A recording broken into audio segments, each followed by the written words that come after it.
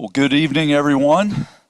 My name is Howard Hagee. I'm the president and CEO here at the Mariners Museum and Park, and it's my honor to welcome everyone tonight's lecture, which I think is going to be fascinating. And I always really enjoy the updates from our archaeological conservators here at the Mariners Museum and Park.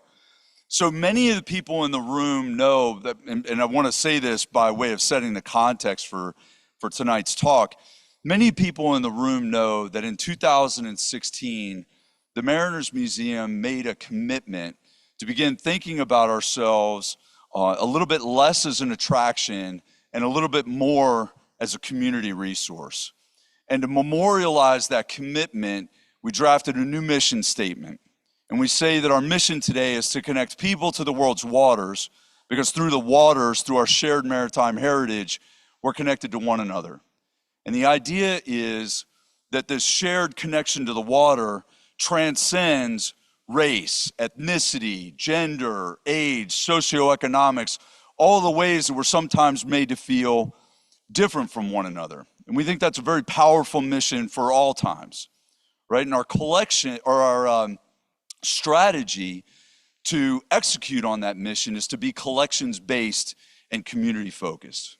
Right? And so on the community-focused prong of our strategy, the idea is if we're going to build this local, national, and global community that's connected by the water, it depends on individuals first identifying with the water and with a maritime heritage. And the collections-based prong of our strategy says that our collection, which is international in scope, can be the vehicle to do that. Because our collection is international in scope, we have the ability for people from many different cultures around the world to see themselves in the stories in particular that live within our collection. So if we're going to use our collection in that way, then conservation becomes the foundation of everything that we do, because our collection has to be stable in order for us to use it to engage with people in the way that our strategy and our mission calls for, right? Well, in 2016, as we're building this mission and this strategy and this concept that I'm sharing with you today, we didn't have a comprehensive conservation department. What we did have was the Monitor Conservation Project. And the Monitor Conservation Project was then and is still today the largest marine archaeological metals conservation project in the world. It's a place where we have global leadership. And so in 2017, we decided to form our first comprehensive conservation department in the museum's history. And when we did that, we built it around the Monitor Conservation Project. And I asked Will Hoffman, who we're going to hear from tonight, to lead this new comprehensive conservation department, because Will had just been leading the Monitor Conservation Project. And so I share all of this with you tonight just so that you can appreciate going in that this isn't merely an update on one of the many activities that we engage in at the Mariners Museum and Park, but this Monitor Conservation Project really is central to our strategy and to the mission that that strategy serves. So I really hope that you enjoy this evening's update. And with that, I'm going to invite my teammate, Marianne, to come and introduce our speaker.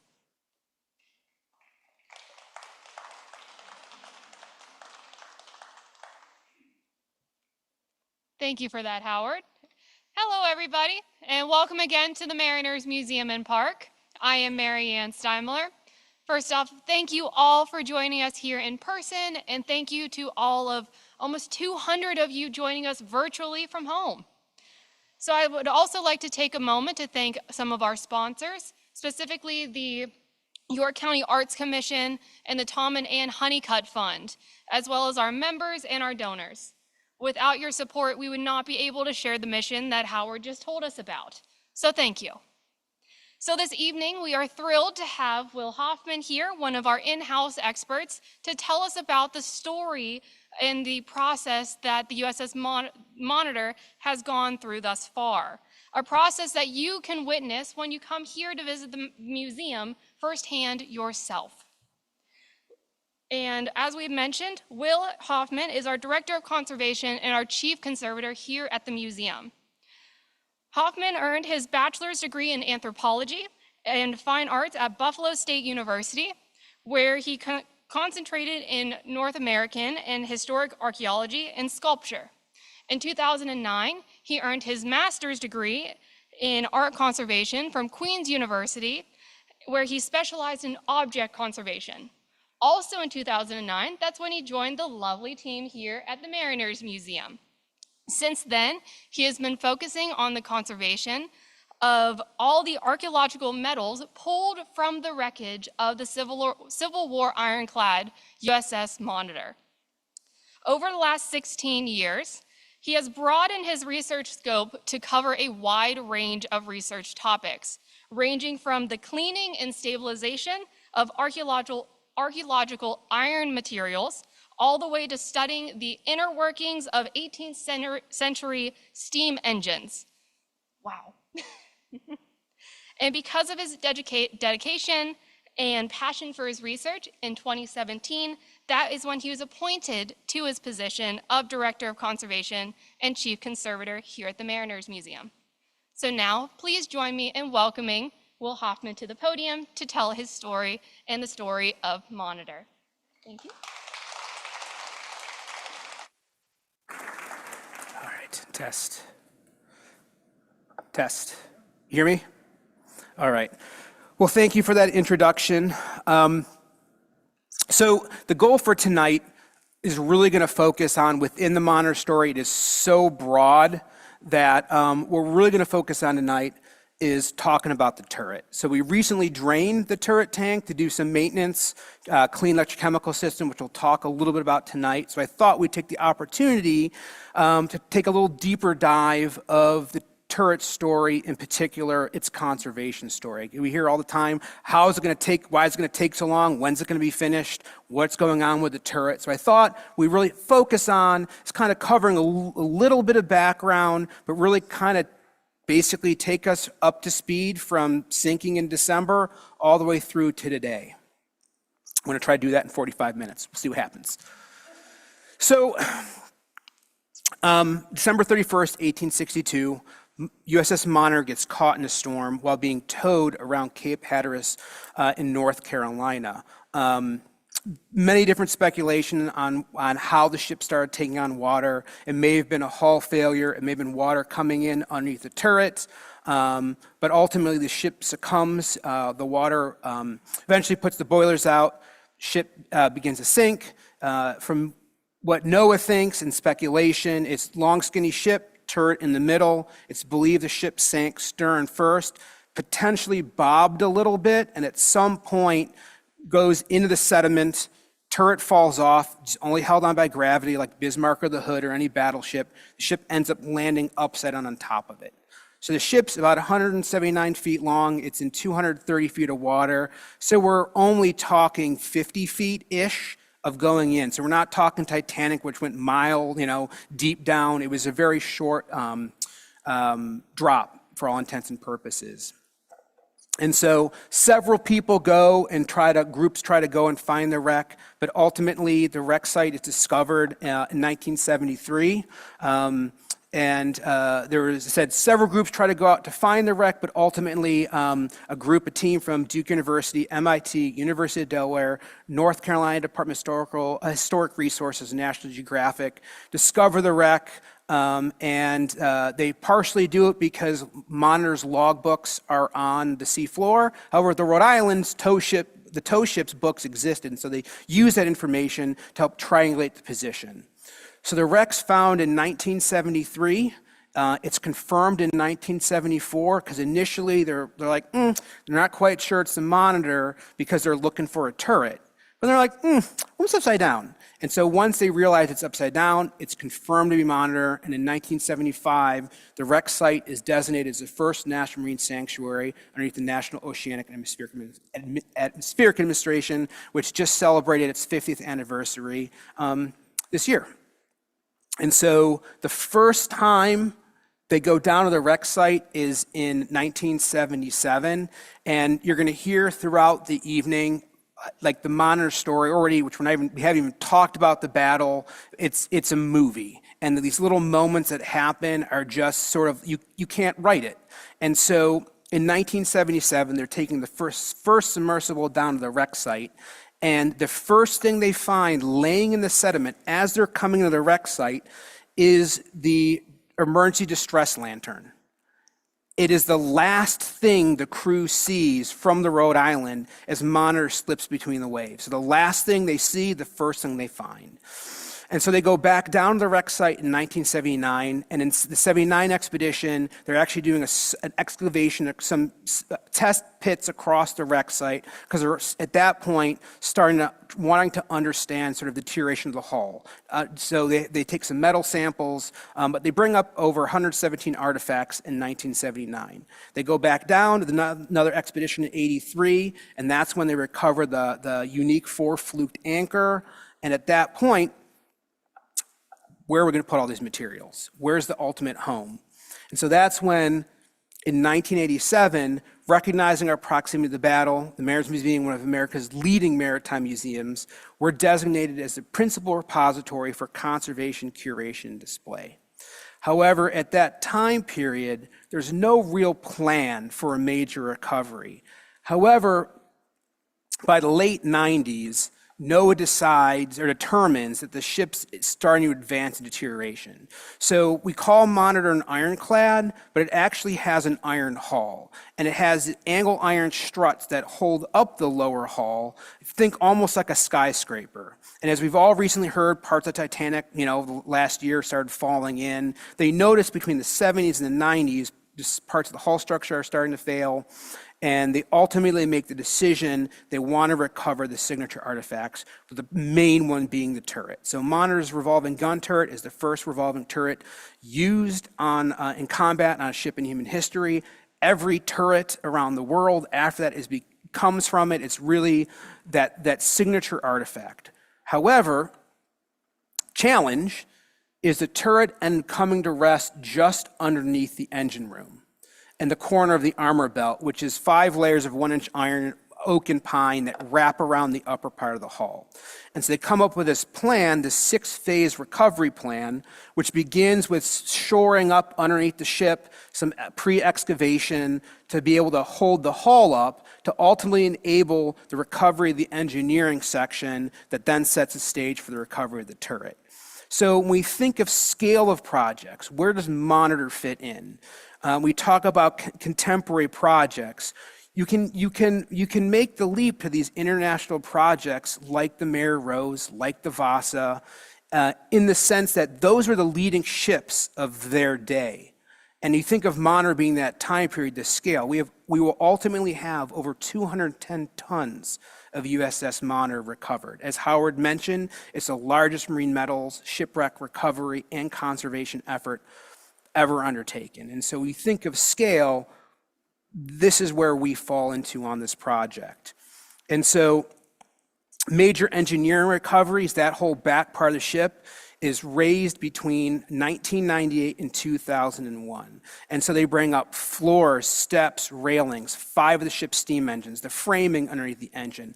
Several sections of lower hull are on the very aft of the bottom of the ship. The main steam line, the condenser, the engine room flooring, railings, all of that material is recovered. It's really in the time frame that the Navy divers and NOAA archaeologists did to recover that.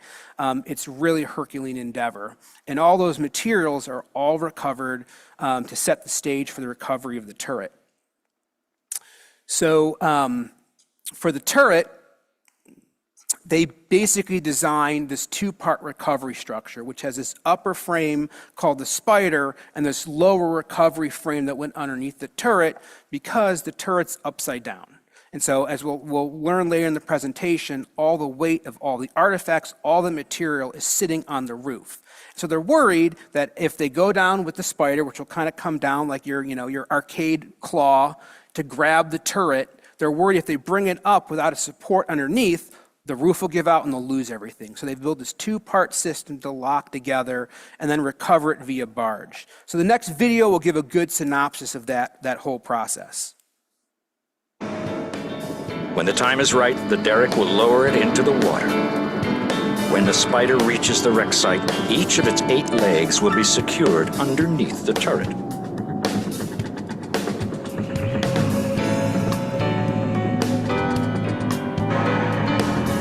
The 120-ton artifact will then be moved onto a waiting underwater platform. As it is lifted to the surface, the platform will provide support and help prevent the turret's valuable contents from spilling onto the ocean floor.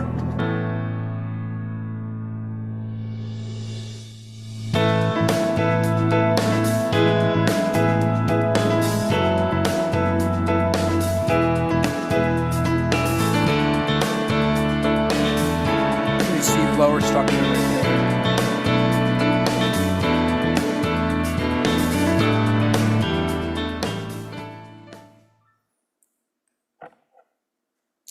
So that's a lot of stuff being brought up. Where's it going to go?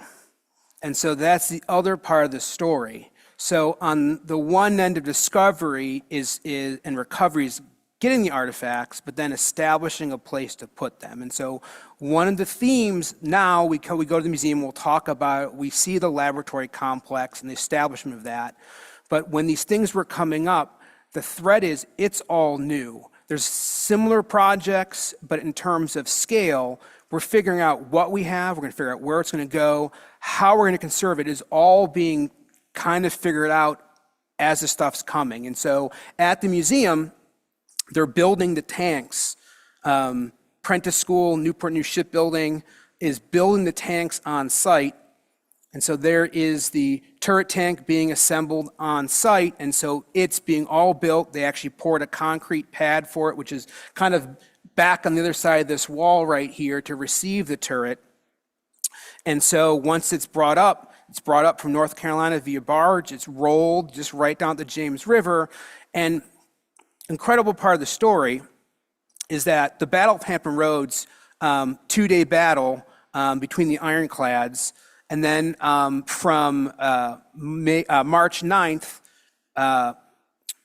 to May 11th, the two ironclads kind of have this mini kind of Cold War. But ultimately on May 11th, the Virginia scuttled, and Monitor spends from mid-May all the way to the end of September up the James River, just south of Richmond, a place called Harrison's Landing, which is now Berkeley Plantation.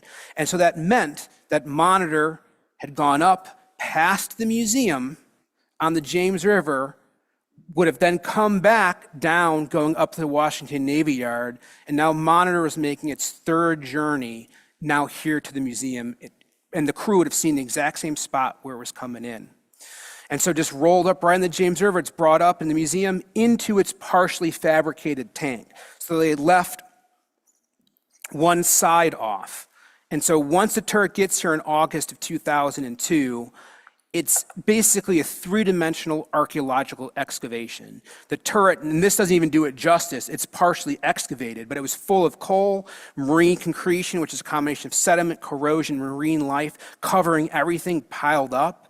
And so you've got the guns, the carriages, all inside there surrounded by artifacts that the no archaeologists are having to excavate around. And work in conjunction outside the turret, along with NOAA personnel, is museum staff screening the buckets of material coming out. And we've got lots of personal items that were found in the turret. You've got clothing, you've got a boot, a pilot's jacket, you've got silverware, the gun tools, all those small artifacts, but other things we denoted in the turret.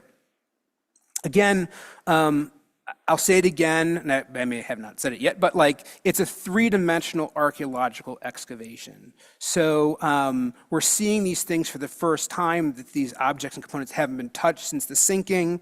And one of the things that we find in situ is the control lever for the turret. So for those of you who saw that little brass plate that said right, left, stop, that was mounted somewhere next to this control lever, and this is an engraving from right after the battle from Harper's Weekly, and there's the engineer using that handle to change the direction of the turret. And so Monitor's story, like a lot of archaeological projects or similar contemporaneous projects or kind of any excavation, if you're fortunate, you have historical information, you have documentation. And so the way I often describe it is kind of like a puzzle. That information is the outside of the puzzle. It's the easy part you can put together. We can do that from historical context and records. But as we see the actual artifacts, we see the components, that's like adding pieces to the middle of the puzzle. So ultimately, we'll never see the whole picture, but we'll see enough to know what's going on. And so this enables us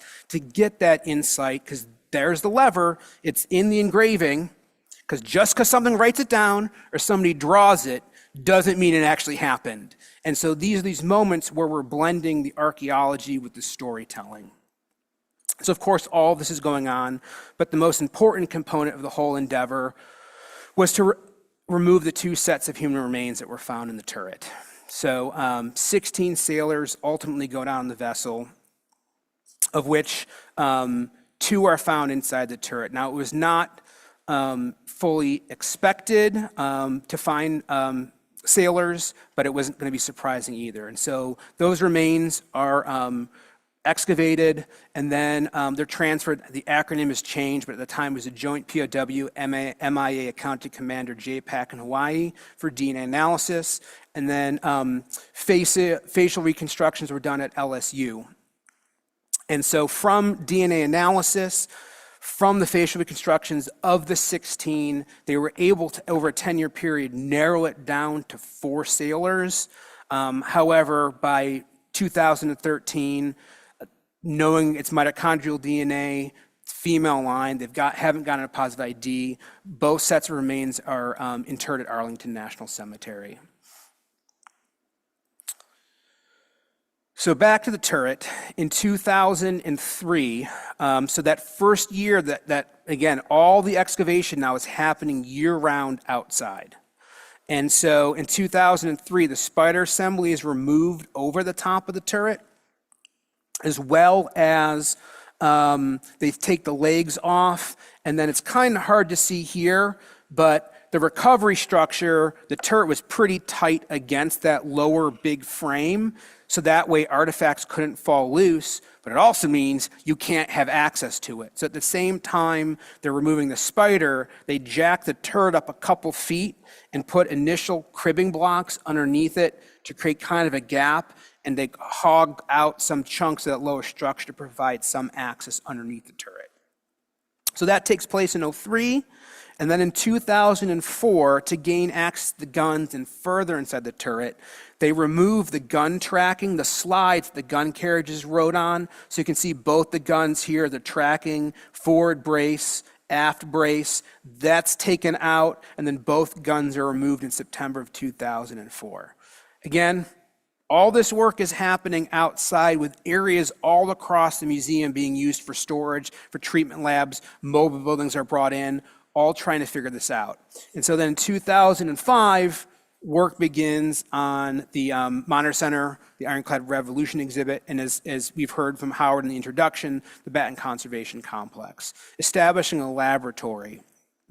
And so the lab is being built, which includes, again, the Ironclad Revolution exhibit, the laboratory. So artifacts, they're out in tanks. We got to move them into a building. So what we're going to do is we're going to build the building around those tanks. So here you see the turret tank, which we'll get to, what's going to be the engine tank, what's going to be the condenser tank. However, before we can put the slab in for the floor, we have to move the turret first. Because as I said, the turret weighs 120 tons, but the pad it's sitting on also has to hold the 90,000 gallons of water it's sitting in. And so before even the rest of the structure can be built, they've got to pour an independent concrete pad, put a new tank base, they cut the top of the tank off, lift it off, set it to the side, pick the turret up in its existing location, pick it up, roll it across, set it back down on the new support lower floor, and then put the tank around and then weld it. And then they pour the rest of the lab floor around that, move the new tanks in place for the other artifacts, and then go ahead and why aren't you going to that? Shoot, I'm sorry. I'm going the wrong way. Shoot. I'm sorry. Oh, shoot. I was trying that. Rhode Island, neither road nor island discuss.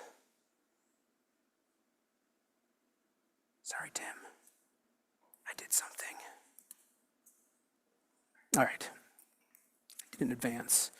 So they build that, as I said, the turret, and then here we go, I'm sorry. So here's the engine tank, moving the engine and that machinery, and then they go on to build the rest of the Monitor Center. So you can actually see up here, they've got covers over the top of the tanks as they build the upper framework. So again, as all of this is going on, we're still having to advance the conservation within the lab with the artifacts.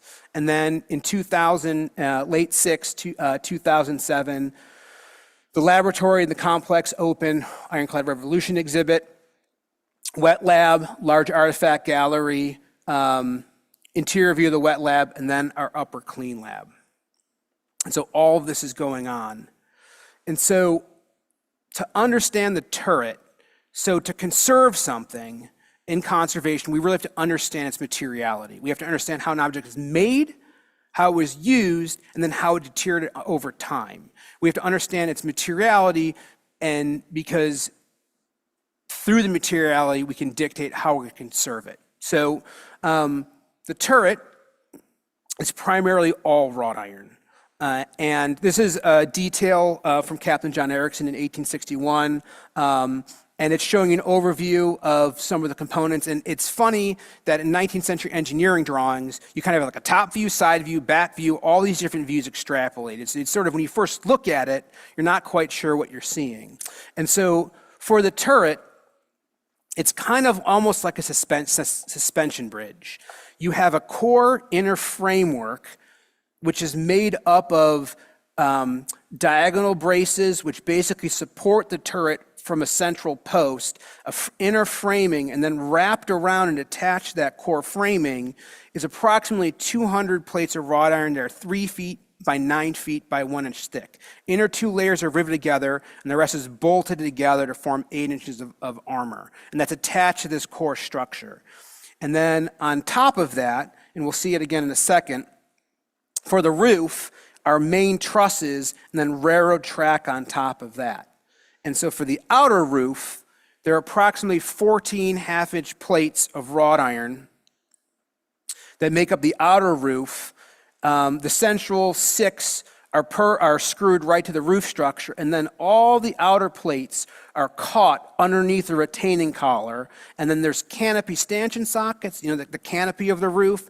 Those sockets hold the whole roof together. And so you can see in a little drawing here, there's the railroad track, the roof plate, the retaining collar, and then the socket sandwiched from the exterior. And then on the inside of the turret, there's a band that goes around the inside that catches the other side. So you get this kind of fixed sandwich that makes up the structure. And then the turret, it just set right here, this little socket down here set down into a bracket in the roof of in the deck of the ship that connected the gears that drove the machinery of the turret.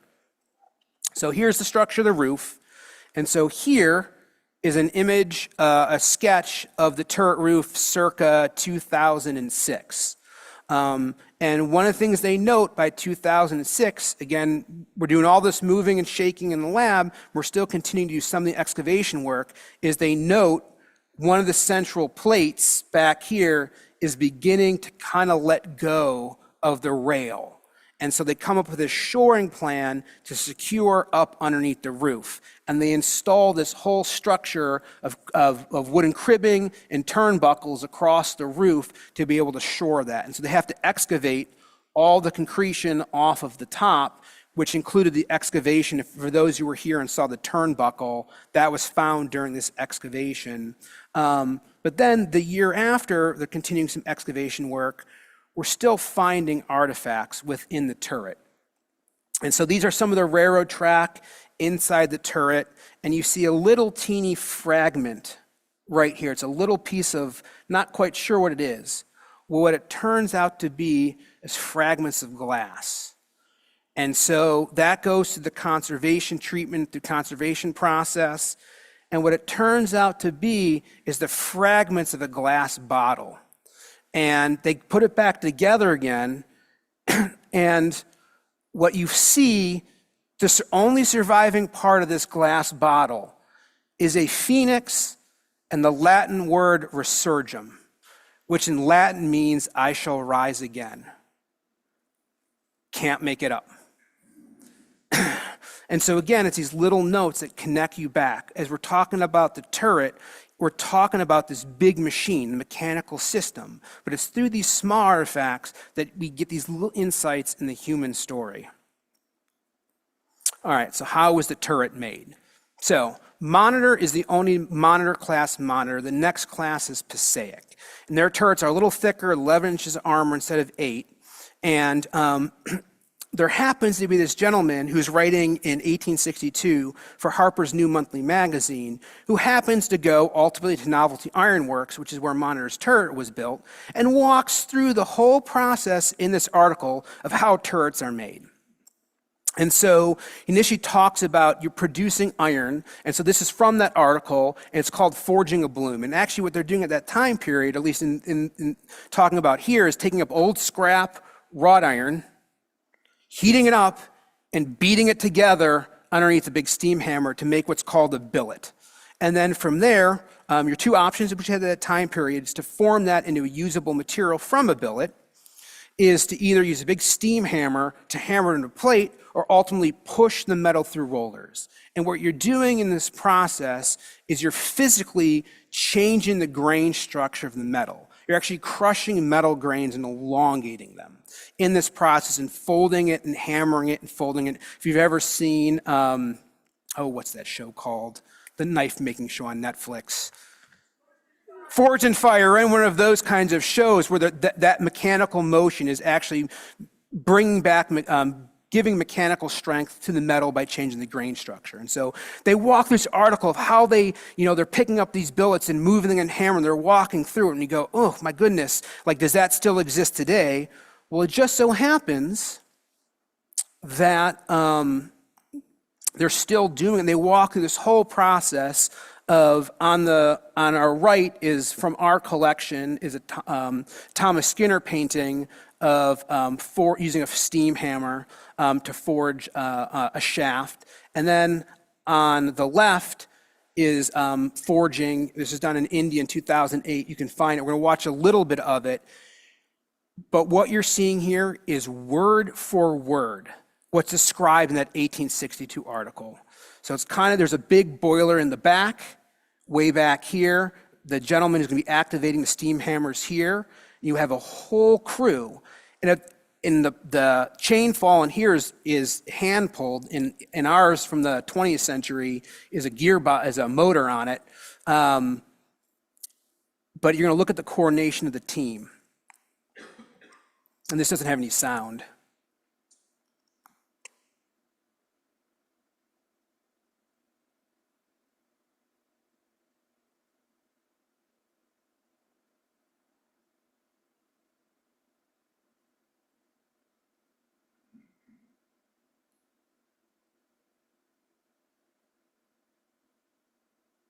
You can see he's actuating the valve.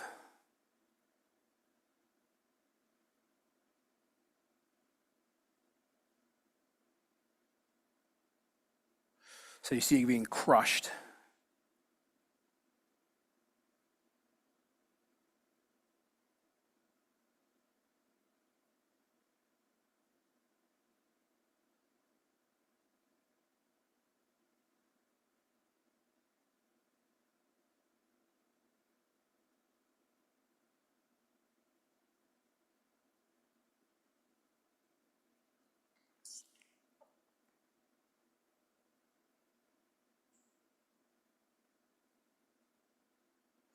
And just in a moment, there'll be he gives the signal, and just watch what happens.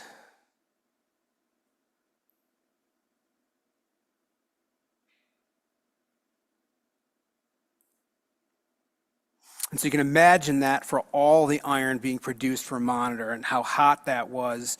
It's a whole crude effort to make that, to form that billet. And so for monitor,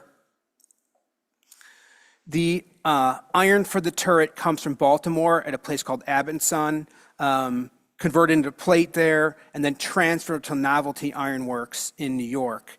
And as I said, this gentleman was going through writing an article about he's actually there because they're making the USS Roanoke, and he sort of stumbled upon the turrets being made. And so we see this process of drilling the plates, pressing the plates into curvature, and actually building this wooden framework to align the plates to construct the turret. Because they actually take the turret, put it together, take it apart, load it onto rail cars, and bring it to the kind of the ironworks where monitors being built. And initially, we found Roman numerals. So this is the roof of the turret. Here's some of the bent canopy stanchions. There's the canopy socket, the retaining collar, the outer roof plate. We found Roman numerals, which we originally thought were from taking apart and putting back together again. But as we'll learn later through driest cleaning, we found Roman numerals on the canopy stanchion sockets and on some of the stanchions themselves, which we think it might have been they made the stanchion to fit the socket to the location. Does that make sense? So it was more of an alignment thing. And then here, again, this is from the salvage of the USS Patapsco in the Charleston Harbor. Here's its turret. You get a good view of the alignment of the plate structure. how they overlapped in one of the gun ports. Obviously, big iron turret, have to get the guns in and out. And so Erickson actually, this is a sketch of designing a drilling mechanism to actually drill through all of those layers. And here we see on the turret 3 overlapping holes drilled through. That's the gun port stopper. So the iron for the turret comes from, the armor comes from Baltimore, but the gun stoppers, its iron comes from Buffalo. So we understand, we've got a good background on the construction of the turret. All right, so we get to the conservation component of it. So what are we doing in the lab? Its time frame, its duration. What are our challenges? Why is it quote unquote taking so long? And our primary challenge we get into is removing trapped ocean salts, removing surface corrosion, ultimately turning the turret over, and ultimately disassembling the roof with the goal of some level of reconstruction, movement, which we'll can highlight at the very end, of getting the turret. The goal is to get it out there so people can see it, experience the turret. So our primary challenge is those pesky chlorides.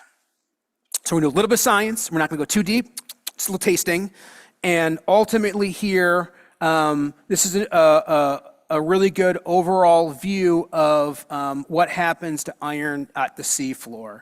And here you've got your outer ocean, here you've got your concretion that forms, then you've got a mixture of pure corrosion, you've got a mixture of corrosion and sound metal, and then surviving metal. What happens is the iron goes this way, chloride and pH decrease go this way. And so you get this chlorides really deep inside the surviving metal structure. So the challenge with chloride is, unlike leaving your rake outside, up to 70% humidity high, there's not enough moisture to cause it to rust.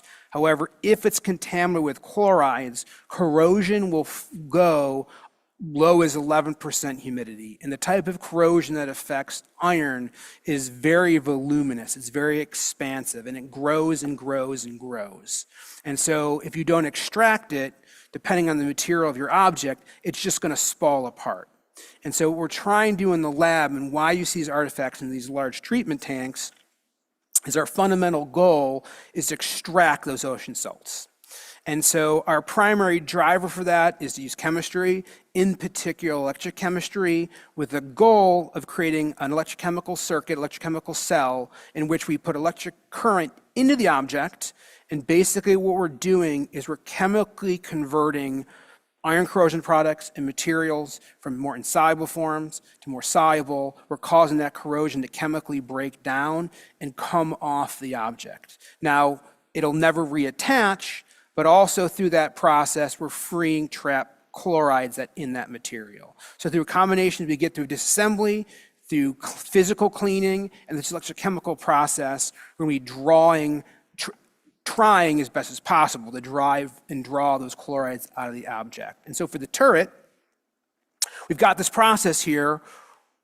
We're not actually able to initiate that process on the turret till 2011. And the reason being is that we use a very alkaline solution called sodium hydroxide, a 1% solution, to be able to create part of that electrochemical cell. We weren't able to, and you want to be able to put that into relatively pure water.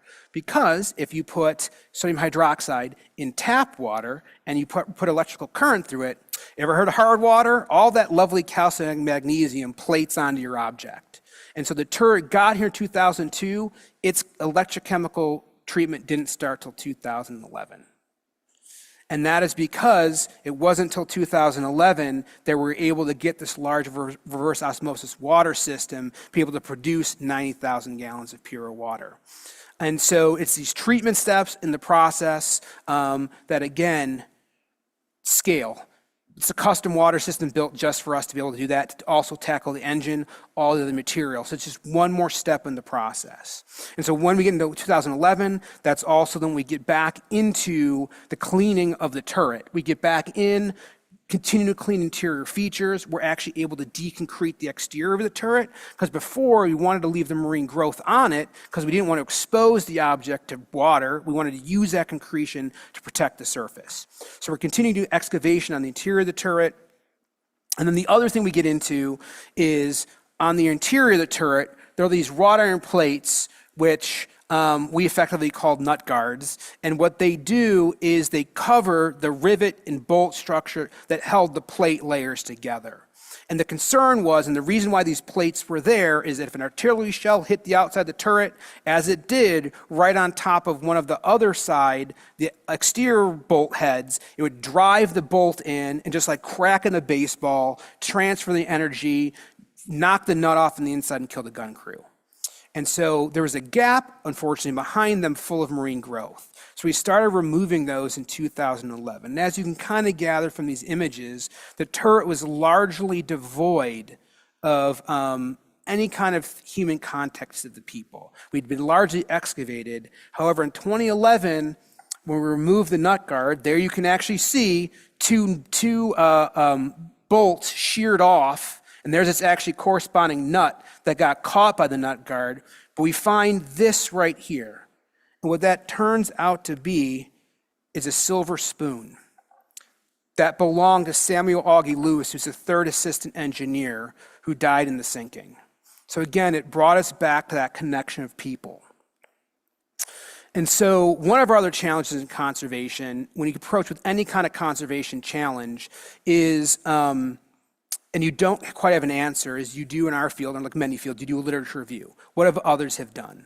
And if there's, and it's very rare that like you can come up with a technique and then people, and then you do some testing and it works great, perfectly for you. So your next test is you take a technique that may be out there, modify it for your own approach, and then the third one is having to develop your own technique from scratch. And we kind of ride somewhere between the first, second, and the third due to the industrial scale. And so one of our challenges was, as I mentioned, wrought iron has this laminar structure, and those pesky chlorides get way down inside that structure. That corrosion gets way down in that structure.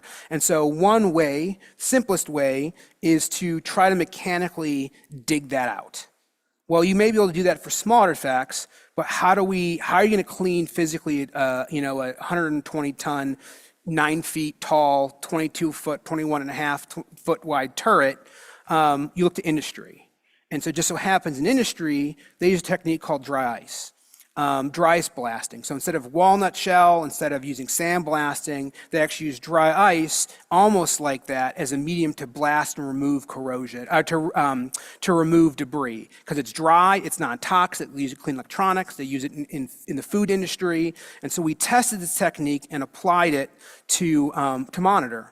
And from about 2013 to 2015, we developed and honed this technique specifically to clean wrought iron. So you can see before and after cleaning, and we noted qualitatively, this didn't turn bright and shiny, so we knew we weren't eating into the metal. And then we went in and did microscopic testing to really verify that we weren't doing any real damage. And ultimately went on from this testing, and you can see it here, utilizing it to be able to remove that embedded corrosion. And from the proof of concept, through the Maritime Heritage Grant administered by the National Park Service, we were able to expand that work and acquire the equipment and use it as a main workhorse within the lab. So by the time we get to 2016, we continue excavation on the interior of the turret. We come up with a whole bunch of techniques. This is a whole clamping system to grab onto the fragile nut guards that there's not much left, to be able to clamp onto them and safely remove them from the wall of the turret. And then the incredible thing is people go, oh, 1860s, what could they do? How good were they? This is a fastener, one that held on with the nut guards. Its fit and form is so tight that we got a wrench on it, almost hand turned it loose. The threads were bright silver because seawater couldn't get in. So also in 2016, we begin to do a photogrammetric scan of the turret. We also go in and do a laser scan, and ultimately we're able for the first time to provide, in its correct orientation, idea of what it would have looked like to see the turret right side up. You can actually see the battle dents. you imagine those two giant doggone guns in there, plus, 8 crew per gun, an engineer, a gun captain, powder monkey going up and down.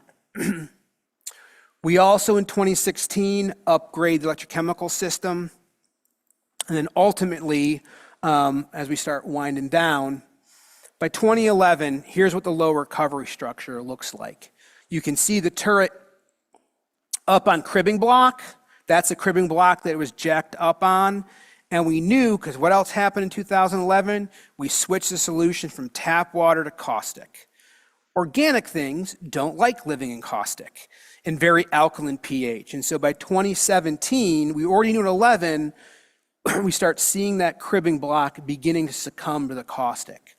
And so we knew starting in 11, working over the course of the next 8 years with 3 different shipyards in 2019 to develop a resupport system to get the turret up off of the low recovery structure. So here you can see the scan of the top of the turret.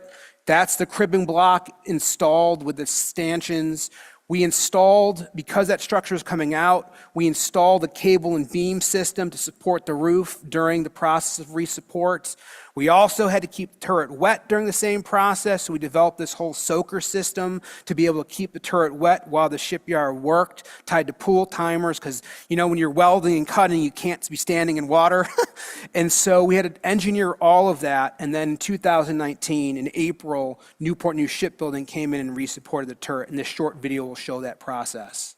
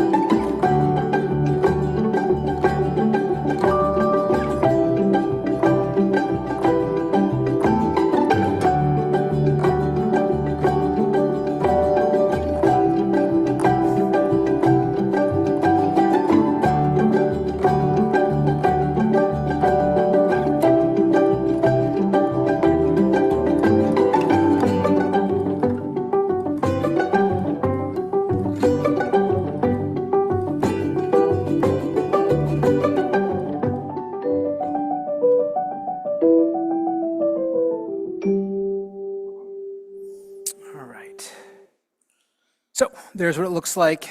Well, actually, it doesn't look like this anymore because we just moved and we moved the nut guards out from underneath the turret this year to a new tank. So we had all that going on, and we'll briefly close, talking a little bit, tie up on the guns and a final note on the carriage. So by the time we get to I always forget what it's called. By about 2012, 2013, we had largely decreted the exterior of the turret, but the bore was still full of marine growth. And we very fortunately have a staff member on the team whose area of expertise is is boring archaeological guns. And so working with other partners, developed a giant horizontal coring machine so that we could get in and remove the marine growth. And so in 2020, days before the start of the pandemic, we went back in, pulled the guns out, we hand cleaned out the first couple feet of marine growth, and then drove a custom designed coring machine. Again, 3 years of work to design this machine, now to be used twice. Now, we've designed a way to be modular for smaller guns, but again, a lot of customization for single, two-time use, very specific to the needs of the object. Also in 2020, we were able to finish the conservation of the port carriage, the iron framing. We're wrapping up on the wood. We've just started in on the starboard carriage this year, but all this work is going on with advancing the conservation of the turret. So some broad strokes. Hope next step, near step, is to rotate the turret. We're going to disassemble the roof. We're going to start campaigns of dry ice cleaning in that process. We're nearing the completion of the dog and guns, and obviously advancing, as you said, the starboard carriage. I think on a final note, we think about, and sort of tying back to what Howard said, fundamentally, as we stand here today, and you've heard the conservation effort at the time, we just have to think back to all those people that were involved in the recovery, in the excavation, in the discovery. We talk about the crew that made and used the ship, the people that built it. Part of our legacy in the story of Monitor, which is still ongoing from everyone helping with the project, is really Monitor's story is about bringing people together. It's a story of a common goal, if that's preserving the Union, if that's finding the ship, discovering it, and now conserving it. And so I think this is from the surgeon. It's long after the sinking, but he writes this quote: "Their names are for history. So long as we remain a people, so long will the work of the Monitor be remembered and their story told to our children's children." So thank you so much, and look forward to taking some questions. Do you have questions online? Do you have questions? Thank you so much, Will. That was fantastic. So what we're going to do is I will take questions from the audience, and we also have questions online, so we'll bounce back and forth. So we'll start first. Does anyone have any questions from the audience? All right, so I'll come back to you. So just give me one moment. All right. So if you could just say that into the mic.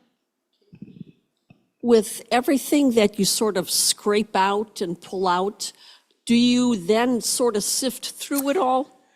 Yeah, we do it like any, again, as I said, it's very much a living excavation.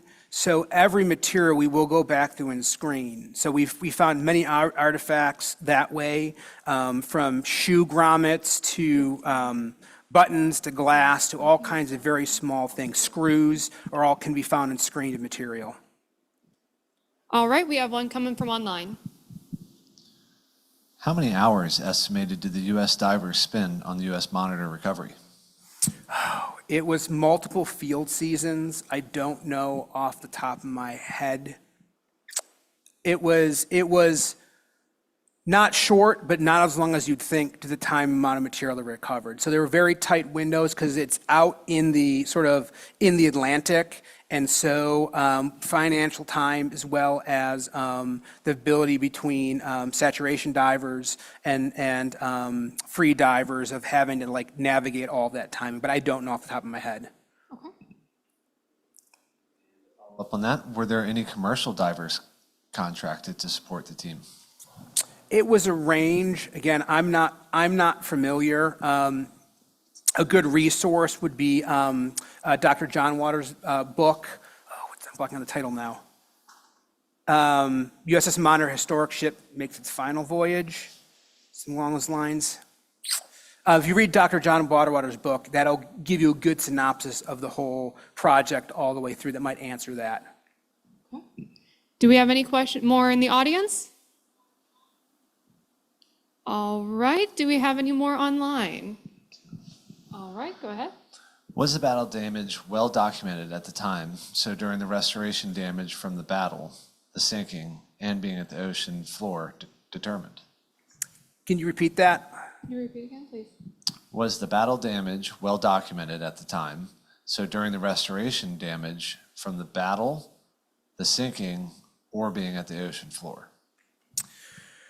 The battle damage was documented. Actually, the paymaster talks about. Unfortunately, it didn't survive, denoting where shots came from. So there's some information. It's a bit hard on the seafloor exactly came what from what due to the burial. So we have some of it's sort of extrapolation, but we know roughly based on the shape of some of the dents that they did come from artillery. But holistic across the whole structure, as a museum, we don't have all of that detailed information. Because of the burial, a lot of it may never be known. All right. Any more in the audience? All right. Let me come over to you, sir. Two parts. First, when do you think the conservation will be complete? And what are your thoughts on how it can be displayed so that people can actually see the artifact once it's conserved?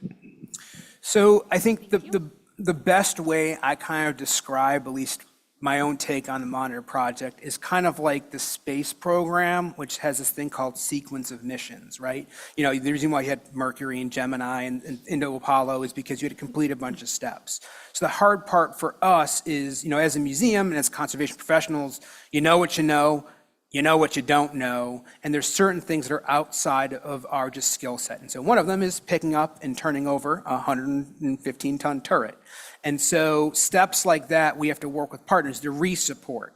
Those things take time and partnerships, and so it's very difficult to say, oh, tomorrow, this thing we're gonna do, or this step we're gonna do, and some of it's a learning process. So, for example, the original plan, when they're building the laboratory and figuring this out, is, oh, we'll take the turret apart into all of its plate layers, expose all those inner surfaces. We know now from the laser scan, we know now from historical research, that if we were to take the turret apart into its plate layers, we may, to hopefully advance the desalination, we may never be able to get it back together again.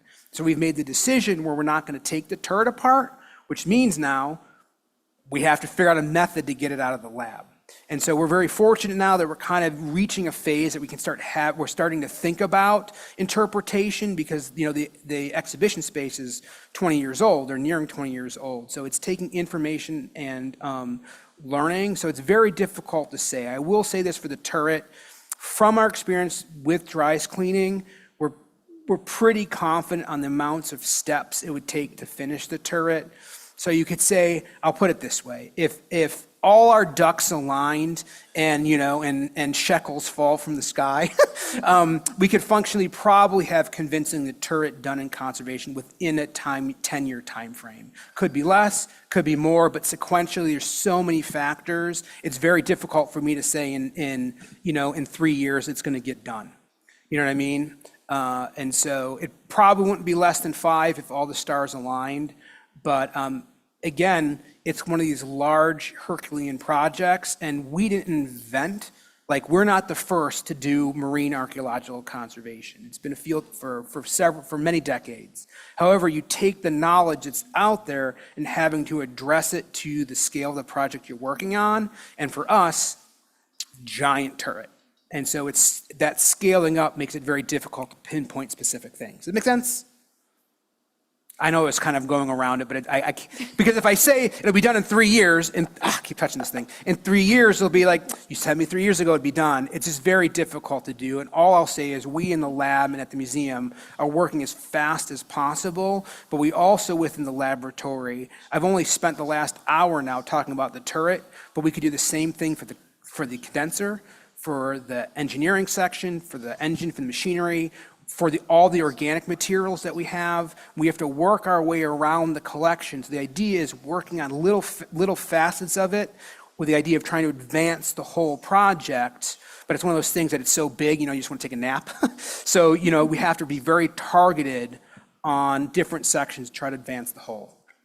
But the ultimate goal is to be able to get these artifacts out there so that people can experience them, see them, because they are the tangible connections. They are the link to the people from the time, the physical thing. And so that's why the goal as a museum and why we have a conservation department, and that thing of connection is the object. It's the warm fuzzy. It's that direct link, and without having it, that it's gone. And so we want to make sure we get these things out to people to see, to experience them.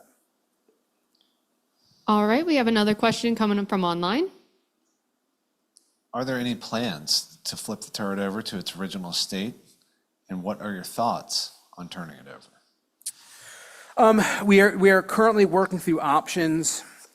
Long story short, the current proposal, the most design plan is to basically lift it up and roll it almost like a cauldron, for a better lack of a connection, but we're still working through that process. That seems to be the approach that's going to be safest for the object as well as footprint, but we're still working through that plan. All right, any more questions from, oh, we got one in here, so I'll come right over to you.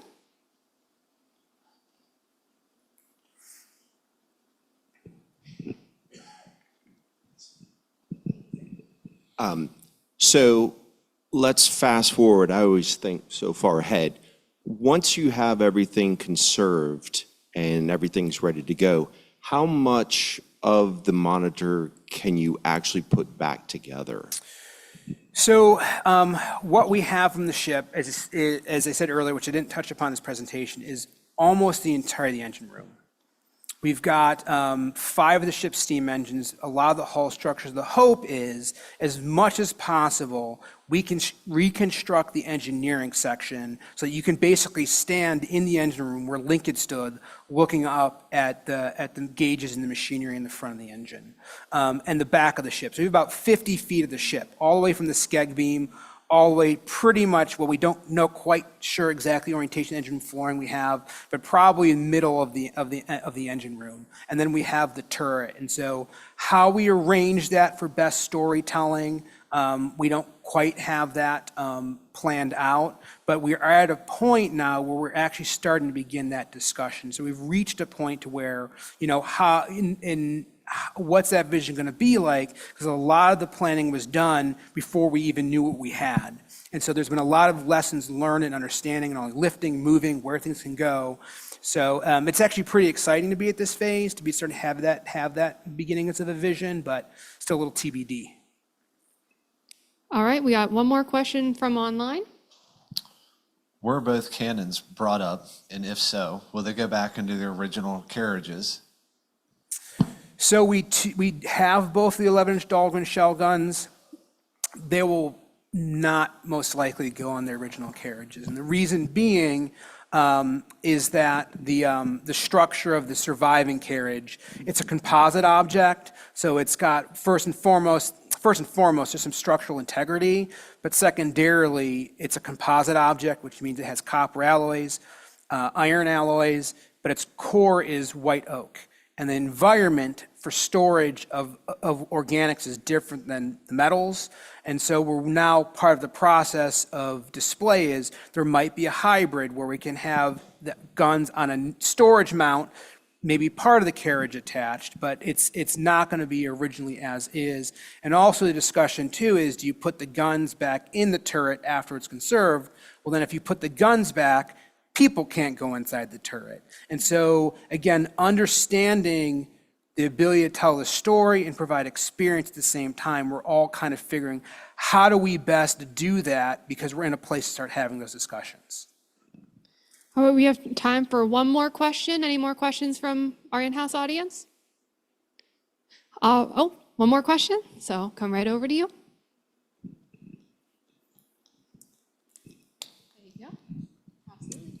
So with these techniques and methods that you've basically used for the last 20 years to preserve and restore some of the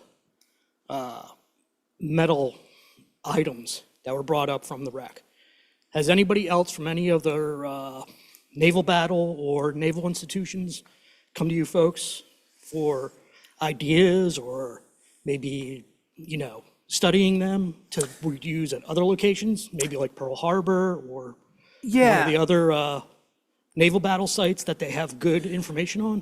So we aren't, there aren't said the only laboratory dealing with the conservation of metal objects, especially from marine environment.